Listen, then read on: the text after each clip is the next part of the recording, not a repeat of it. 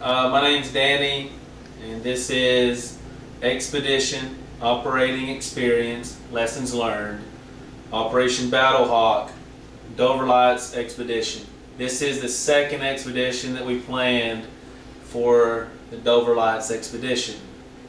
And the operating experience that we have, the first one, Ethan, one of the team members, lost his balance twice, which resulted in him falling and dropping the lantern both times. He wasn't watching for good footing on his first fall. The team traveled on rocky terrain that was slippery from moisture. The dangers: he wore sneakers, we had slippery rocks, and he was inattentive to surroundings.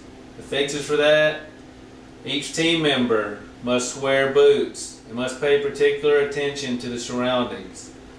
This is something that I try to overlook for this second adventure, but I believe now that boots is imperative to wear on one of these things. Number two, Brandon's blood sugar dropped after we turned back from the trail, and I'll explain that later. He felt weak and had to lay down. He drank Gatorade to help him recover from his condition. Dangers: the unknown physical condition of a team member and in dangerous environment. The fixes: we are going to do a fitness check with each team member before the expedition and add candy to the medical pack. And the candy that I've chose are any type of gummy candy, like gummy bears, gummy worms.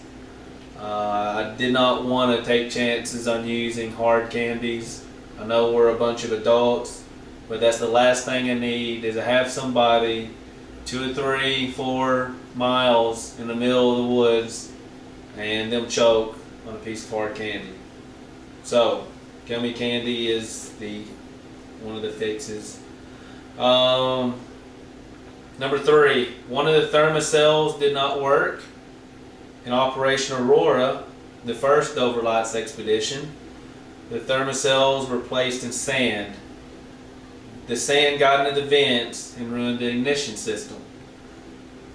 The dangers: well, the dangers are pretty obvious when when one of your thermocells are out. There's more chances of disease-carrying insects, particularly mosquitoes. Number 4, the team had to cut the expedition short once we found that the river water was too high. We turned back to Long Pool and camped there. That way we could at least have a little bit of fun instead of just have to pack up and go home. The dangers in that is unknown waters. Because the rains on Tuesday, the river was higher over the weekend, and it actually went over one of the trails that we were taking. Well, we had to hike in the dark because we had a lot of things to do during the day.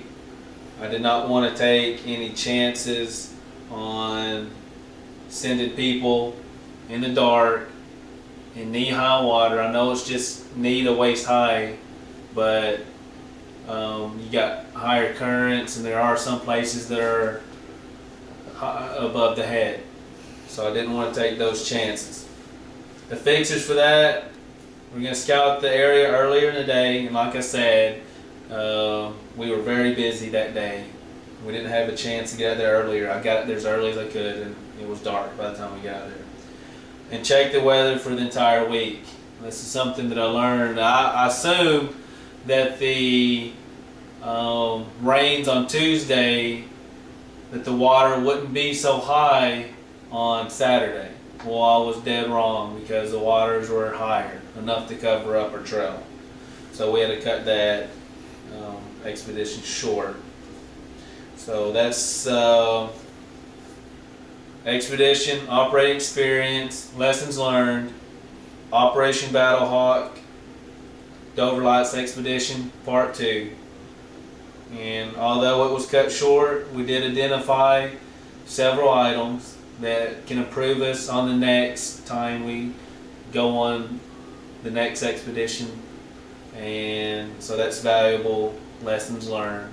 that we can take for the future. That's it. Oh yeah, we should leave while there's still daylight and start on the trail.